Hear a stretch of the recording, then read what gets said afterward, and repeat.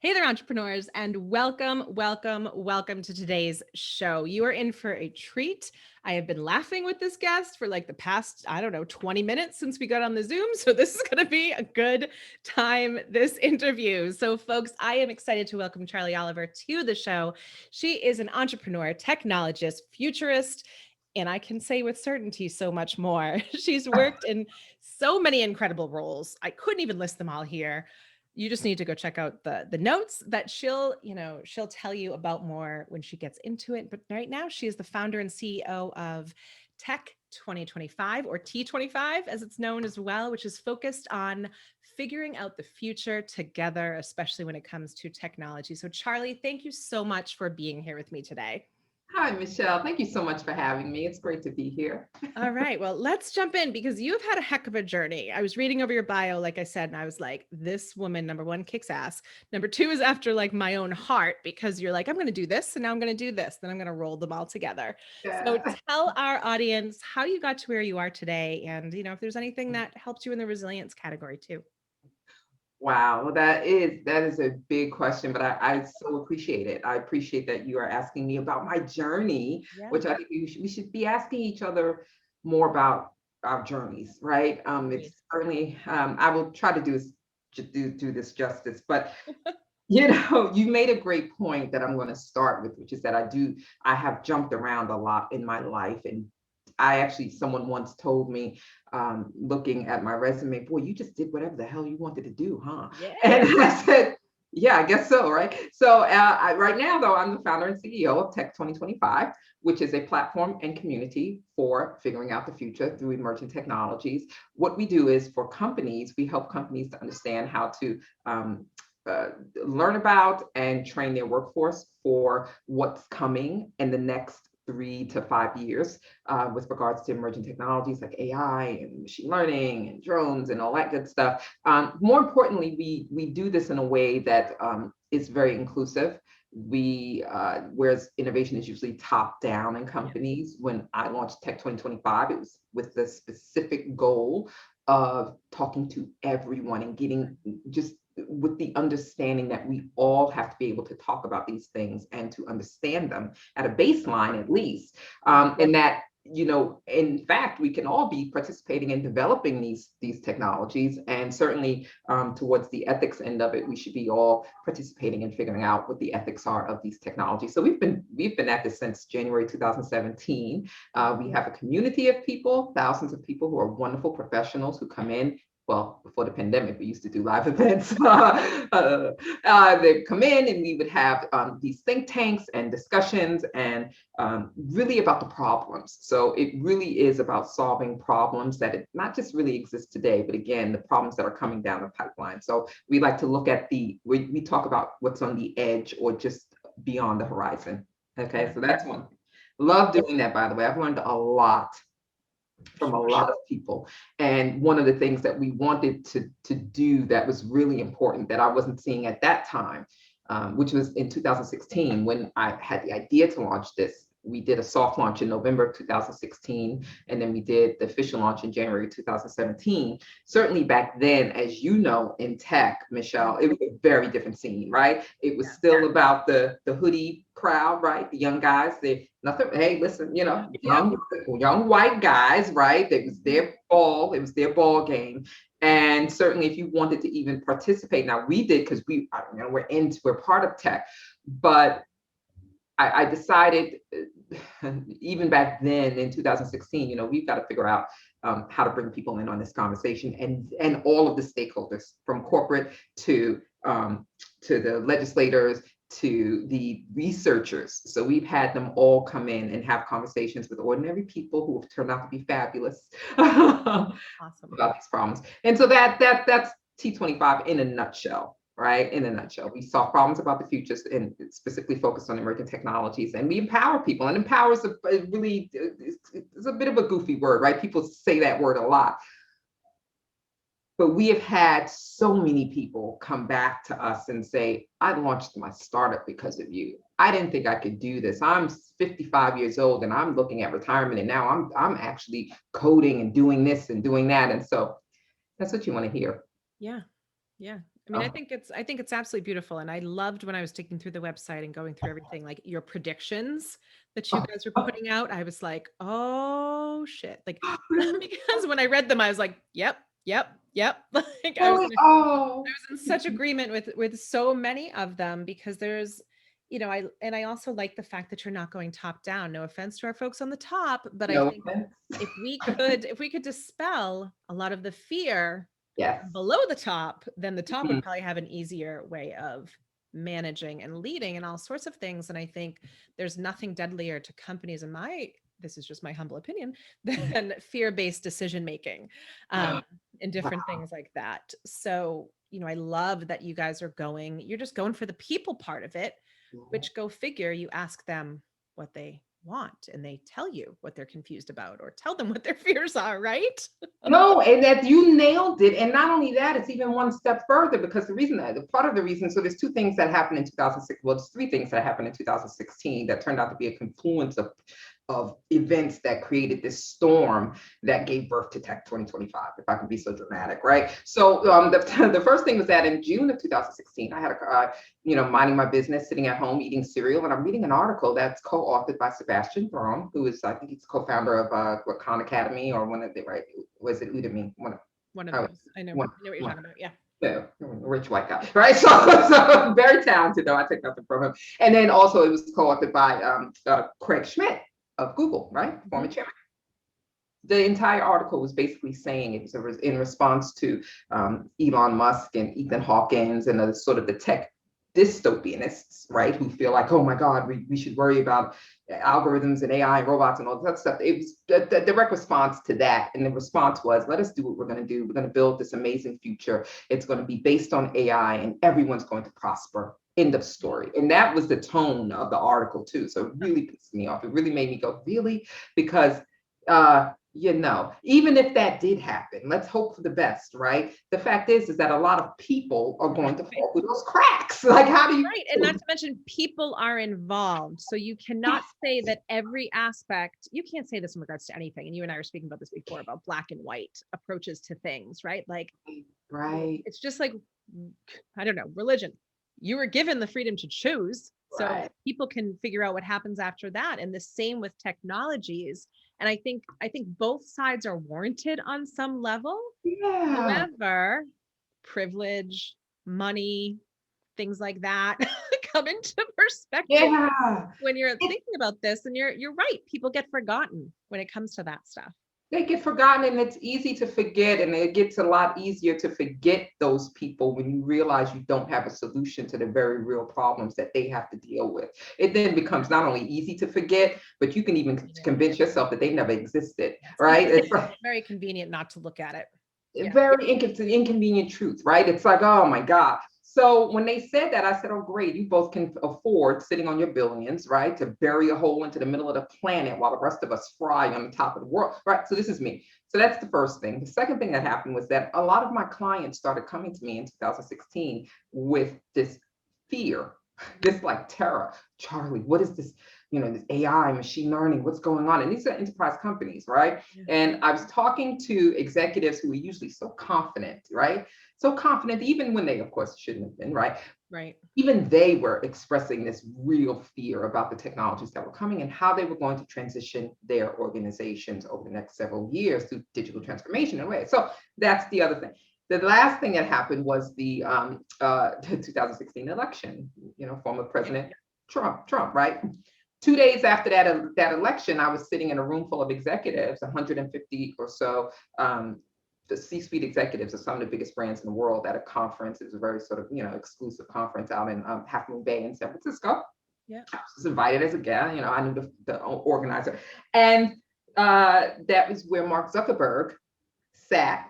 He literally was 10 feet in front of me on stage. And he said to an audience of executives when asked by David Kirkpatrick, who was interviewing him, did Facebook have anything to do with the Russian interference of the election, of the 2016 election? And are the algorithms to blame? And his immediate reaction was, and here's the thing, because I was sitting so close to him, because I was sitting, and Michelle, this is the thing that you don't see on TV. This is the thing that you don't see. Everybody has their right to have their response, right? We all, Yeah. but I was sitting so close to him, and I was recording him with my phone, and I will never forget the micro expressions that you can see in person that you don't see on a camera, Exactly. whatever. Exactly. And for me, what I saw, in my opinion, was an immediate, like, he just looked, this look of disgust sort of came over his Yep. face. It Yep. was fleeting, but it was there. It was the immediate reaction. And then, of course, he went on to answer, no, of course not, blah, blah, blah. But I thought that immediate response of disgust to a question that was, number one, very valid, and number two, turned out to be, accurate, was what I thought was the basis of what could be our potential downfall through these emerging technologies, which is the arrogance with how we develop them, the unwillingness to examine ourselves constantly to make sure that we're not falling into that arrogant, sort of pathway. And the unwillingness to really have these honest conversations in a way that serve us, that I saw would be just the end of everything. And so those three things happened. And then, of course, by 2017, we were up and going. And as you say, thank you so much for your feedback on the events that we did.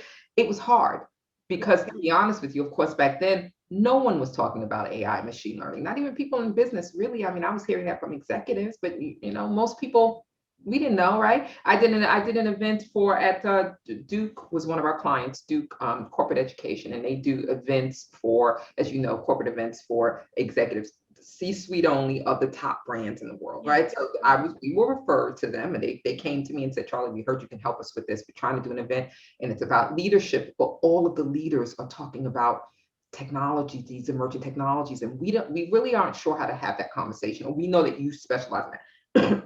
I did the event with them. There was a full day event, and we talked to them about these things. And listen, they were afraid, but they wanted to learn.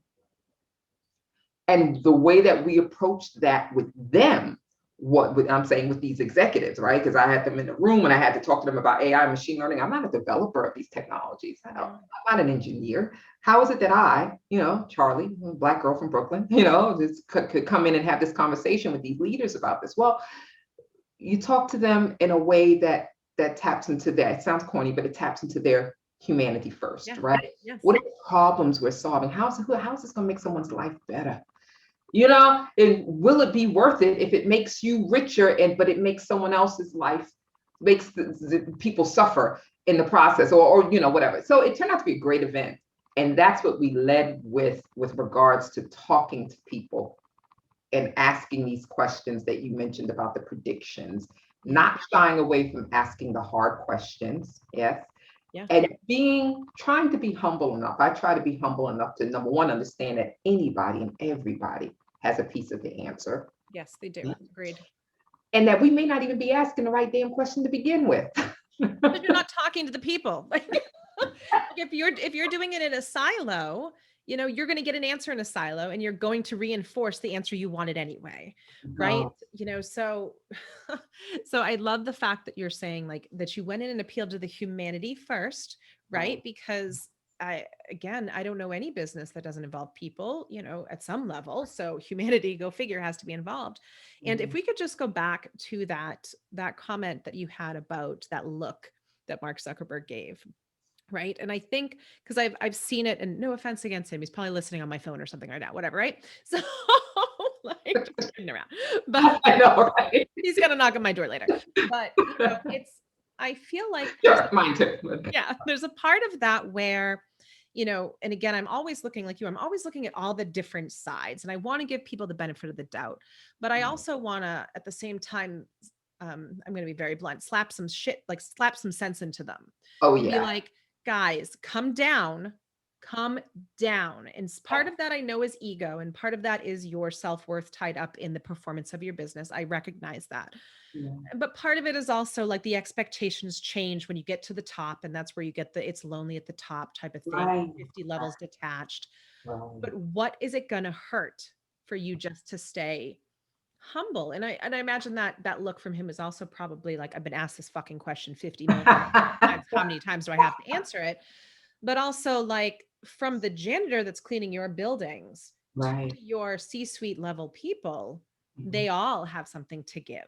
Yes. And to your point, I love the fact that you said every question is valid. Because I mean, how many times was I told that as a kid? Like, there are no dumb questions, only ones not asked. Right. Like tap into that, leaders. So Yeah, and not only that, the funny thing is the reason why I mean, so the way that we did this and the reason why I think our think tanks became so popular because immediately we were selling out yeah, rooms and sure. it was overwhelming. Like we Yeah. couldn't believe it. Oh my God. And we were doing like 3 events per month in addition to my client load, my Surface Media client load. So the funny thing is that I made a point of bringing in different types of people from different backgrounds or whatever.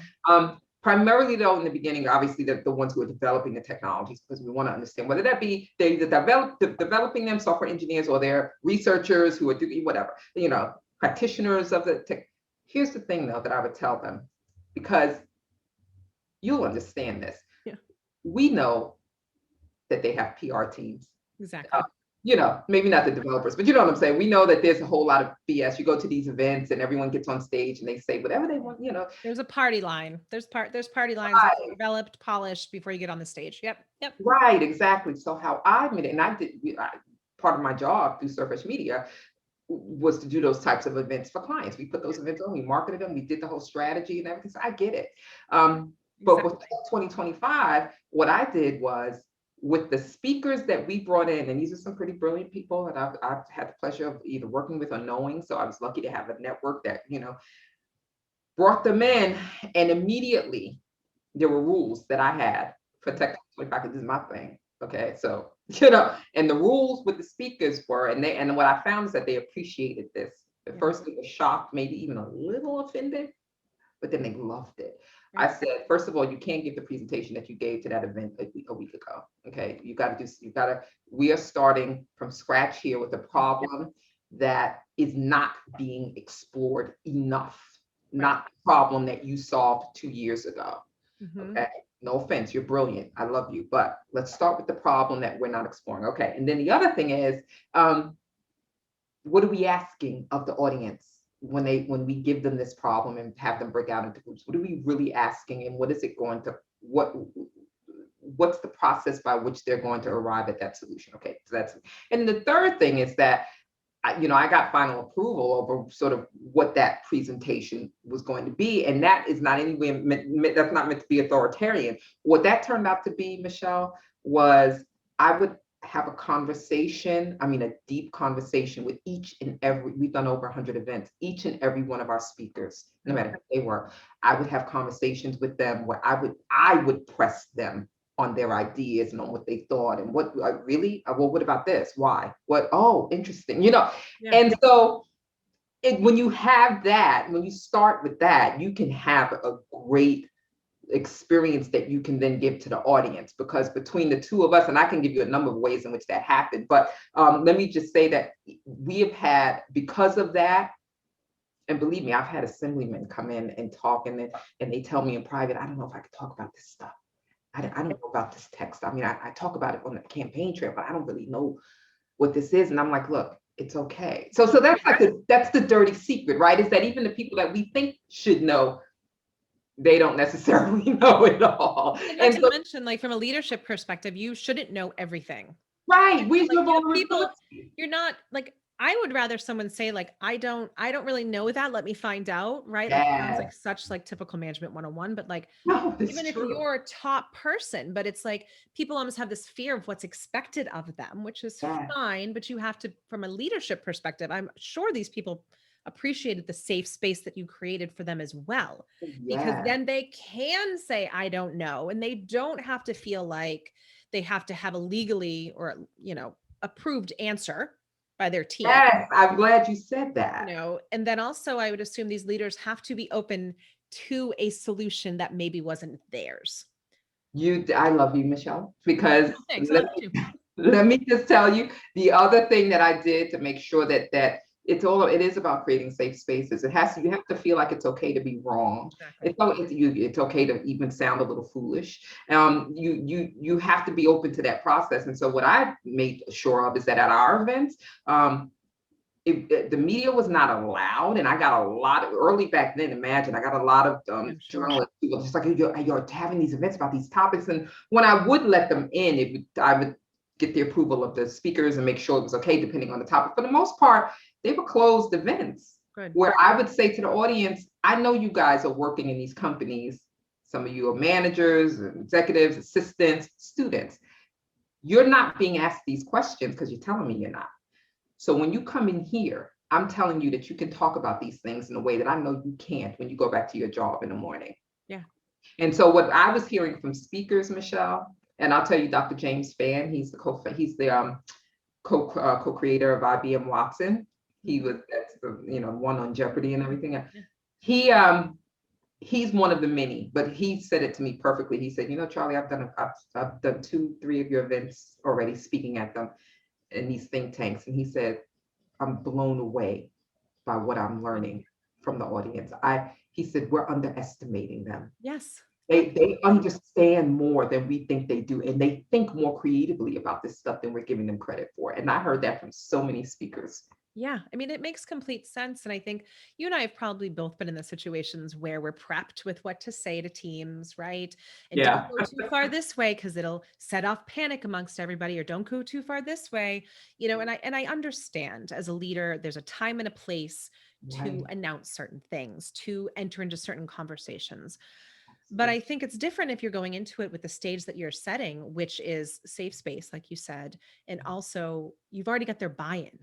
You don't have to worry about, like, when you make an announcement in all hands of 100, 200 people, Yeah. you're not going to drop the bomb there. You're not going to have the buy-in. Like, there's Right. no way. Everyone's going to freak out. And then you're going to have to leave it on your managers to have the buy-in versus getting the buy-in, tackling the problem, and announcing the problem in the buy-in situation. Can I say that one more time? Buy-in? Like, I don't know. Buy-in. Yeah. Does that make sense though? No, it makes perfect sense. And you can't expect people to want to, the vulnerability process is ugly, but it's a respected one because it takes courage to be that vulnerable. And I got to tell you, to that end, this Dr. Fan, what's really funny about him is that he did an event for us. We did a thing on opioid, and we did this with the state of Ohio, where we participated in their challenge, where we just asked ordinary people to come in with their ideas about how technologies can help in the battle against opioid addiction, whoever the stakeholder is in that process, right? And so he came in, and I said, James, I want you to come in and just this is a diverse audience. We've got some first respond. We got all kinds of people in there, first responders. We got drug rehab employees. We've got ordinary people who just are curious. I need you to talk to them about what some of the technologies are right now that are being used and how they're being used in the medical field and in this. He's great, Charlie. I got it, no problem. And he loves what he does. You got to admit that people who are developing these technologies genuinely do. They really do. It's easy to demonize them, and I've done it sometimes myself, because I'm in tech. We do what we do. But the reality is they love what they do. They do. So he gets excited. This is really funny. You'll love this. He gets excited. I says, okay, well, all right, everybody, we're going to break out into groups and we're going to hear your ideas. But first, we want Dr. Fan to come in and here he is. He's going to tell us about some of the technologies like machine learning and how these technologies can be used. So anyway, he takes the mic and he starts talking. He's doing his spiel. He's like, yeah, and at some point, the algorithm is going to be able to tell us what we should be doing and how we feel. And he goes into this whole thing. And then the audience begins to turn on him. Yes, they did. I can imagine the minute you said the word should. And I was like, ooh, yeah. Here's the funny thing. I know what he meant. My team knew what he meant, right? But this is a general audience, right? And you're talking about something that's actually really emotionally, like this, talk about human addiction, drug addiction. And at that point, the opioid crisis was at its worst in this country. It was weird, especially in Ohio. That's why they did this stuff. So at a certain point, people started standing up and they were like, kind of like yelling, no, what do you mean? They'd be getting emotional. But he was so excited talking about the idea that he did not sense that emotion. He didn't sense enough to go, oh, something's not right here. Maybe I should switch up or whatever. So he just kept talking.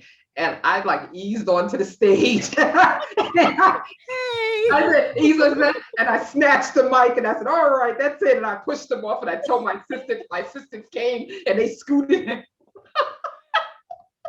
I think it's a zone of genius thing also. Right? It is a zone of genius. And I loved him for that because I said, you almost got your butt kicked that day. Exactly. Yikes, guy. Like, but I think again, like you and I know that because I knew the minute you said those words, I was like, ooh, that shit's not going to land well, It's but not. it's, I always tend to look at it as what's the intention behind the words. And I know like Yes. it's not as easy as that sometimes. And I get it, especially when it comes to personal. I have addiction in my family. I know a lot about it. So I Mm, can imagine a room yeah. full of people in those fields were Yeah. like, wait, it's going to tell us how we're going to do things. Like, We let me need, tell you right. I know what in I'm it. thinking. So, yeah, and that's what I mean, Michelle, about the early days of this. Now people are familiar with it. Everybody knows what algorithms are. They may not understand the technicality of it. Yeah. Everybody knows what AI machine. Back then, when we were introducing these concepts, I made it clear to my speakers um, that you have to allow people to express what they're thinking and feeling. Yes. And that's the vulnerability, is not just in being wrong about what you're saying, but allowing people to express their wrongness, if you want to put it that way, about what they think they understand about the technologies to you, even if it's uncomfortable, right? But turns out that is where the gold is. That's where the gold is. And I'll be honest with you, early back then, Michelle, I had companies and I had the big companies coming to me because again, some of them, I had clients in that space, and they would come to me and say, how are you, first of all, how are you getting so many people to fill, how are you filling these rooms and getting people of all different backgrounds? Because we have everything from 75-year-olds down to Good. 20-year-olds. How are you getting so many people to come to these events and da da da? That's number one. They couldn't understand it because these topics are exotic. People don't like technology. They don't understand it. And I'm like, no, that's what you think. That's what you think. That's what your survey and maybe some of your data says, but nobody asked the Exactly. actual people. Exactly. And furthermore, that's what the culture in Silicon Valley has perpetuated for the past 30 years, is that it's an exclusive thing that you can't understand. And now, guess what? They want everybody to start doing it because there's not enough people. They want the buy-in. Right. They want the buy-in. There you go. Exactly. Like you can't be elite and then want the buy-in, guys. And they want the buy-in. You got to do it. But here's the funny thing. The companies also would say to me, so can we pay you to come in and do this in our company then? Can you do these think tanks or events for our employees? And I said no. I said no repeatedly. I said no emphatically. I said no, not yet. And the reason is because that first year or two of establishing this, I knew that if I took what we're doing into companies, we wouldn't be able to do in companies what we do outside of companies. And so my answer was, well, you're part of the problem, right? Well, right, because it's going to be, and unfortunately, this is what employees know walking into like, these open-minded discussions with HR kind of thing. Like, there's a lack of trust. Right. And if you were to walk in and, kind of, I don't want to use, I mean, censored kind of, but you have to align with the company's values. You have to kind of say the company lines, like you've Right. automatically lost the trust of the people in the room, which is what your entire model, it sounds like, is built on to be able to have it 100. open. 100. And it's not easy. Listen, I've had to hear things. I put myself in that category. I'm not putting myself above that. I've heard things from people who've corrected me or Right. who've shocked me. And I've been like, oh, and I'll give you a perfect, this is really funny because this involves truck drivers. So I'll give you this perfect example. We've done a few events on autonomous trucks or trucking technology, believe it or not. We do a lot of events on autonomous vehicles and stuff. And so this was back in like 2018. And back then we were asking the question, well, what's going to happen? Well, we already know that there's a truck driver shortage right now. That's been in the process of happening. We know that there's going to be thousands of truck drivers retiring, and this is only going to get worse. But then it's also compounded by the fact that these automation technologies are coming. So what's going to happen here, right? So that was the whole sort of idea behind the event. Now, when we do these events, just so you know, so an event like that, I reach out to as many trucking companies in New York, New Jersey, Connecticut as we can get our hands on. That's part of our marketing. People don't realize it, but we reached out to mom and pop companies, the small trucking companies, and we would say to them, come in. We got free tickets, have a great night, to, a little food, little booze, little food, meet people, learn something about. And so that's important. So we put this ad out on Facebook about the future of trucking, right? Truck drivers, they're retiring, whatever. Who's next? Where are they going to find these workers? Well, they've got to bring in the millennials and they have to bring in women and minorities. So how are they going to do that? Well, you would think that would have been a good ad. That ad almost went viral with truck drivers leaving comments on it. They were so angry and disgusted Wow. by that event. Yeah, and I didn't understand it. And I'm watching the comments roll in, and they're angry, and they're just as you know, when you're angry, you express a lot of other things in it. And I'm just, it's my job at that point, Yeah. take that anger to just take Hold in space for it. Yeah. hold space for it, to do what I ask my speakers to do, Yep. which is be vulnerable, listen, you'll learn something. So I watched it for a while, and they were tagging each other. That's how it went viral so quickly. The truck drivers, which is a tight-knit community, they were tagging each other and sharing it. And so finally, one truck driver, because I still wasn't getting it, I'm like, this is a good event that's trying to figure out how to bring in diversity into the trucking industry. What's the problem?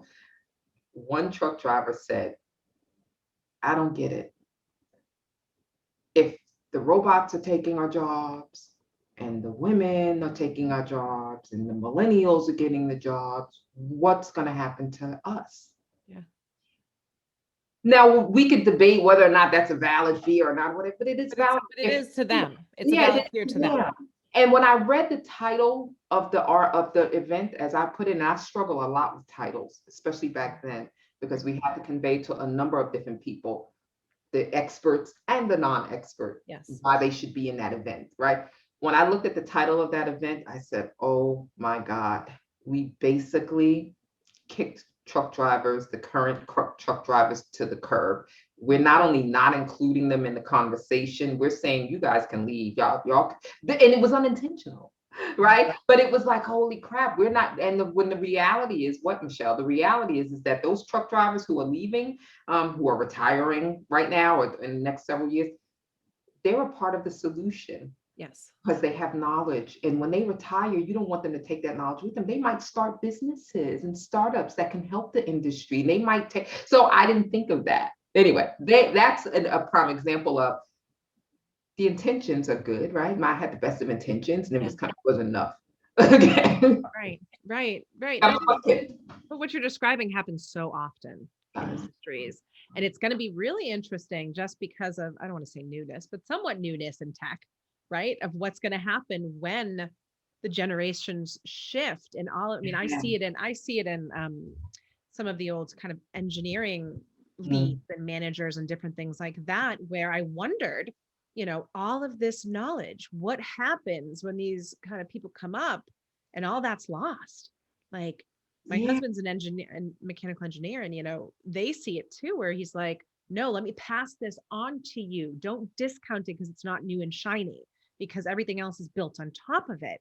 But from your point, like, that wasn't your intention, right? But I'm sure it's a PR fucking nightmare. Like, it's not easy. No, it's not easy, but it's doable. I think, let's put a little Glennon Doyle in here. We can do hard things, right? So, I applaud you for holding that space though, because I think a lot of people get the first whiff of that vulnerable, uncomfortable backlash and they panic, which probably goes to your media training back there. So yes. On that as well. So bravo for that, my friend. You know that better than I do. You're part of that too. That's why I just have so much respect for you. Thank you. So let me just ask the question in the last couple minutes so that you can just give us the soundbite answer. I know we're talking about going deeper, but I'm going to ask it. Will robots replace our jobs, friend? You just had to go there, didn't you? Real quick, because I know it's not a yes and it's not a no. One day someone's going to ask me that question, and I'm going to say, not only will robots replace us, robots are going to replace you specifically. You've been replaced already. Like, I just feel like I just go in that direction, right? No, it's a valid question, and honestly, I think that while you can talk to a million different experts, and they will give you a million different answers. We know that some jobs are going to be lost. We know a lot of jobs are actually, but there's a natural progression here that's happening no matter what. The Industrial Revolution is not new, right? We've been doing it. So the reality is, dude, this is going to happen no matter what. It's just it is. So yes, there will be jobs. There will be millions of jobs replaced, but there's going to be millions of jobs coming the important thing to remember is that, okay, millions will be lost. What should happen? We should not. Innovation. Is anybody innovation? Is anybody like pining for horse and buggies? Is anybody pining for like plowing the fields? And do you want to go back to that? I don't like, so right. So to that end, yes, a lot of this will be automated, and that's a good thing. I think the pandemic has shown how that can be a good thing. We get our time back. But also I think the other thing to remember is millions of jobs will be created, or entirely new industries will be created. I think what's more important to remember is that, number one, the experts, whoever they are, fill in the blank with whatever expert name you put me in there, but don't know what those jobs and everything is. That is still very gray. And that's the space that we live in that can be so scary or exhilarating, depending on who you are or what time of day it is. And that's why we keep asking, are the robots going to replace us, eat us, what's going on? And so I would say to revel in that, because that's where the ideas, the new jobs, the new companies are coming from. So whereas in the past we relied on the top, the guys and gals at the top, to tell us what we are going to be, the onus now, right? And the challenge now is for us to figure out what we are going to be and how we are going to. And I think people are already doing that because of the pandemic. People are like, you know what, I don't have to sit in a company right now and do whatever. I can launch my own startup. Or I know how to, more importantly too, I will end on this, rather than focus on how, you always want to focus on how industry is automating, of course. Please do that. Go to as many events as you can, network with people, stay on top of your game. That's easy enough to do nowadays, okay? Especially with the virtual, we're all virtual now.